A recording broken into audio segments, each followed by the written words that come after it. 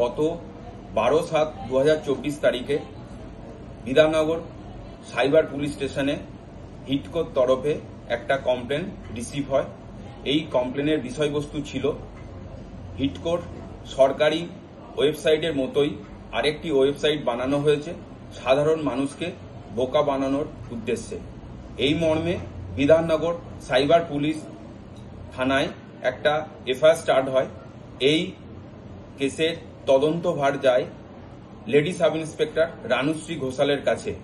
তদন্তে এই ফিশিং ওয়েবসাইটটি যে ডোমেন প্রোভাইডার কোম্পানি থেকে কেনা হয়েছে তাদের দেওয়া তথ্য প্রমাণের ভিত্তিতে গতকাল ব্যারাকপুর পুলিশ কমিশনারেটের অন্তর্গত বাসুদেবপুর থানা এলাকার সুতনু দাসের বাড়িতে বিধাননগর সাইবার পুলিশ স্টেশনের একটা টিম রেড করে ও সুতনু দাসকে এই কেসে অ্যারেস্ট করে।